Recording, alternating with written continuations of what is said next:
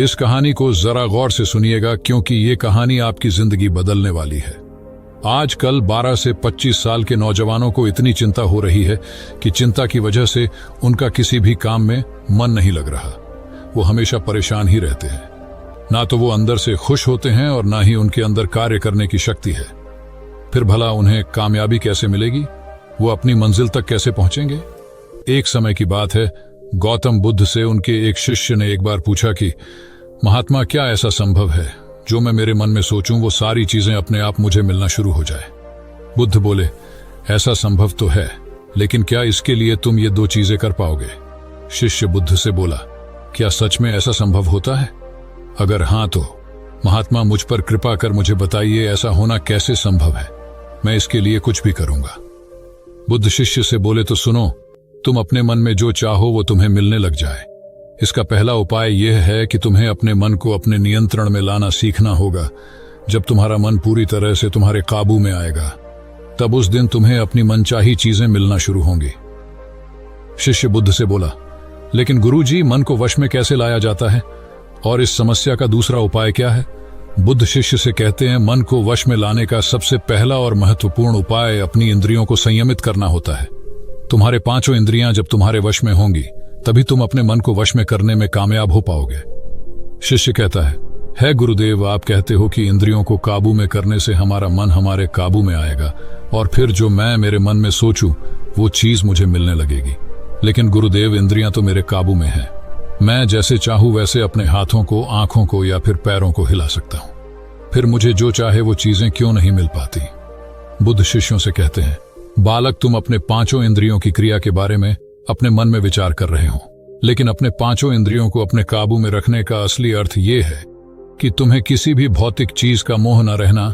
जब मनुष्य के मन के अंदर अलग अलग प्रकार के मोह उत्पादित होते हैं, तब उसका मन उन चीजों को देख दुखी होता है, जिस वजह से वो व्यर्थ की चिंता में फंसता चला जाता है। वहीं जिस इंसान का मन उसके काबू में होता है, ऐसा व्यक्ति किसी भी प्रकार के मन के छलावे में न फंसकर अपने लक्ष्य की ओर अग्रसर होता है, और वही व्यक्ति जीवन में आगे जाकर अपने लक्ष्य को पूरा कर जीवन में सफल बन पाता है। शिष्य कहता है, हे महात्मा, मन को वश में करने का सही उपाय क्या है? किस प्रकार मैं अपने मन को अपने वश में ला सकूंगा? और गुरुदेव, दूसरा उपाय क्या है जिससे मैं अपनी मनचाही चीजों को पा सकता हूं? बुद्ध शिष्य से कहते हैं, तुम्हें अगर अपने मन को वश में करने का उपाय पता करना है तो तुम सामने दिख रहे पेड़ के नीचे 1 महीना हर दिन 2 घंटों के लिए मौन रहकर ध्यान करना सीखो। जैसे ही तुम्हारे इन 30 दिनों का सफर खत्म होगा, वैसे ही तुम्हें अपने मन को काबू में करने का उपाय मिल जाएगा। जिस दिन तुम्हें अपने मन को काबू में करने का उपाय पूरी तरह से हो गया, उसी दिन से तुम अपने मन में जिस भी चीज का विचार करोगे, वही चीज तुम्हें प्राप्त होना शुरू होगी।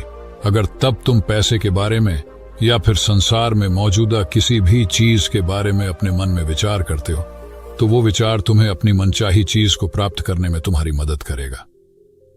पर इसके लिए तुम्हें अपने मन को वश में कर पाना अत्यंत जरूरी है।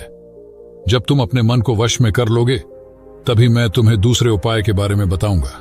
शिष्य बुद्ध को प्रणाम कर कहता है, ये तो काफी आसान कार्य है। 1 महीना ही क्या, मैं 1 साल तक 2 घंटे उस पेड़ के नीचे बैठ सकता हूँ। आप मुझे आज्ञा दें, कल से ही मैं ध्यान में बैठने के लिए तैयार हूँ। बुद्ध शिष्य से बोले, ठीक है, तुम पहले 30 दिन उस पेड़ के नीचे मौन रहकर ध्यान करके दिखा दो, फिर हम आगे बात करेंगे। उस शिष्य को लगता है, गुरुदेव ने तो मुझे बहुत ही आसान कार्य सौंपा है, इसे तो मैं आसानता पूर्वक कर सकता हूँ। इसमें कौन सी बड़ी बात है? 1 महीना पैर के नीचे ध्यान ही तो लगाना है, इससे मैं आसानी से कर सकता हूँ। शिष्य दूसरे दिन गौतम बुद्ध को प्रणाम कर उस पेड़ के नीचे मौन रूप से बैठ गया। 3-4 दिन तक ऐसे ही चलता रहा। शिष्य हर दिन बुद्ध के पास जाता है, उनको प्रणाम करता और उस पेड़ के नीचे जाकर मौन रूप से ध्यान करना प्रारंभ करता। लेकिन जब 6ठे दिन रोज की तरह शिष्य उस पेड़ के नीचे बैठने गया, तब उस समय उसका मन बेकाबू होने लगता है। उसके मन में अलग अलग चीजों के विचार आना शुरू होते हैं। उसने अब तक जिस लोगों से बुरा बर्ताव किया, अपने साथ गुरुकुल में पढ़ रहे भाइयों को उसने हर बार कैसे मूर्ख बनाया और अपनी तारीफ करने के लिए गुरुजी को कब कब झूठ बोला, इन सारी बातों के विचार उसके मन में उत्पादित होने लगे, जिससे उसका पूरी तरह ध्यान में मन लगना बहुत ही मुश्किल होने लगा। थोड़े दिन बीते आज उस शिष्य का मौन रहकर ध्यान करने का 17वां दिवस था, लेकिन उसके मन में बार बार आते हुए गलत विचार उसे ध्यान को ठीक से करने नहीं दे रहे थे। इसके लिए उसने मन में निर्णय किया, मैं इस समस्या का हल गुरुदेव से पूछता हूं, उन्हें इसका हल जरूर पता होगा। 18 वे दिन उसके मुंह पर आ रहे भाव देखकर बुद्ध पहले ही समझ चुके थे कि आज ये सिर्फ प्रणाम करने नहीं है, अपितु किसी समस्या का हल पूछने आया है। शिष्य बुद्ध के पास जाता है और कहता है, ही महात्मा, आपके बताए अनुसार मैं हर रोज 17 दिनों से उस पैर के नीचे ध्यान लगाने बैठ जाता हूँ। शुरुआती दिनों में मैं जब ध्यान लगाने बैठता था, जब मेरा मन पूरी तरह लगता था, लेकिन अब उस पैर के नीचे जब मैं अपना ध्यान लगाने बैठ जाता हूं तब मेरा ध्यान अच्छे से नहीं लग पाता।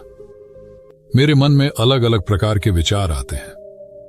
जो विचार मुझे आते हैं उनके बारे में सोचकर मुझे अपनी सोच के ऊपर गुस्सा आने लगता है। मैंने अपने गुरु भाइयों के साथ कितना गलत किया, कितनी ही बार मैंने आपसे प्रशंसा के खातिर झूठ बोला। इन सभी गलत और विचार मुझे अंदर से दुखी करते हैं और मेरा ध्यान टूट जाता है। मैं सोचने लगता हूं कि मैं कितना गलत था, जिसकी वजह से मेरा ध्यान पर मन लगना तो दूर में ध्यान करते समय इन्हीं विचारों से जूझता रहता हूं।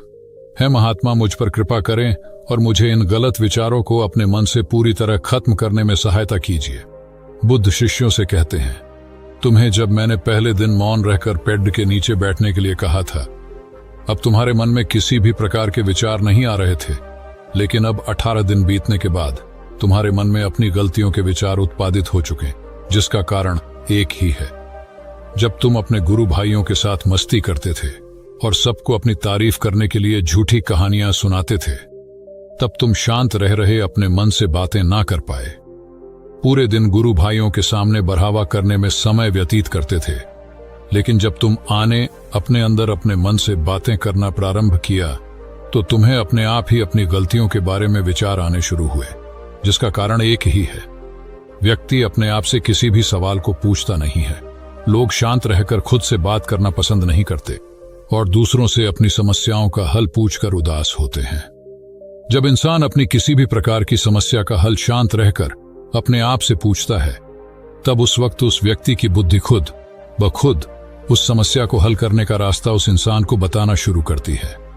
जब तुम अपने आप से बातें करना प्रारंभ करते हो, तब तुम्हें खुद की अच्छाइयां और बुराइयां दोनों दिखना शुरू होती है, जिसका फायदा तुम्हें भविष्य में होना शुरू होता है। यानी जब तुम्हें अपनी गलतियां दिखती है, तब तुम उन पर शांति से काम कर अपने आप ही आगे बढ़ना शुरू कर देते हो।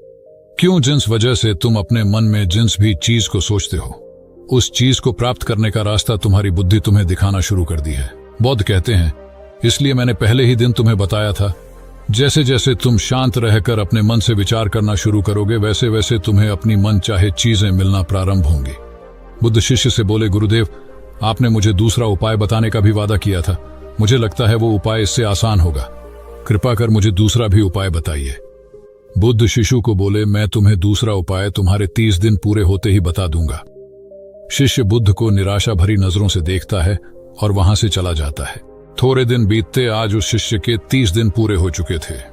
शिष्य बुद्ध के पास चला जाता है और बुद्ध से पूछता है गुरुदेव, मुझे मेरा मन इतना हल्का क्यों लग रहा है? आज मेरे मन में पहले से कम विचार आते हैं और मेरे मन में किसी चीज को प्राप्त करने का मोह भी नहीं है। लेकिन गुरुदेव, दूसरा उपाय क्या था जिसे आपने उस दिन नहीं बताया? बुद्ध शिष्यों से कहते हैं, दूसरा उपाय था ही नहीं, बस मैंने तुम्हें इसलिए दूसरे उपाय के बारे में बताया था क्योंकि तुम ध्यान के इस 30 दिन में भटक ना जाओ।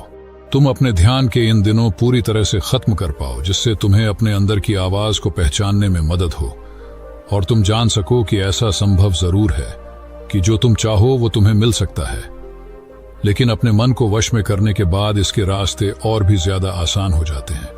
इसलिए इंसान का मन अगर उसके वश में हो तो वो अपनी मनचाही चीज को प्राप्त करने में समर्थ रहता है। वो कहते हैं ना, मन के जीते जीत और मन के हारे हार। इसलिए मन को काबू में करना सीखो, शांत रहो, हर दिन ध्यान करो, एक्सरसाइज करो, तभी तुम्हारे दिनचर्या बदलेगी। जब तक तुम अपने मन को शांत नहीं कर लेते, तब तक तुम जीवन में कुछ भी नहीं पा सकते। कुछ पाने के लिए मन का शांत होना जरूरी है और तब तुमको हर वो चीज मिलेंगे जो तुम सोचोगे। दोस्तों, गौतम बुद्ध की इस कहानी को आप अपने परिवार या मित्रों के साथ शेयर करके उन्हें भी बुद्ध के ज्ञान से अवगत करा सकते हैं। बाकी अगर ये कहानी आपको अच्छी लगी हो तो इस वीडियो को लाइक करें और ऐसी और कहानी सुनने के लिए डे इंस्पायर्ड यूट्यूब चैनल को सब्सक्राइब करें। तब तक मिलते हैं हम आपसे ऐसी ही एक और प्रेरणादायक कहानी के साथ अगले दिन। धन्यवाद।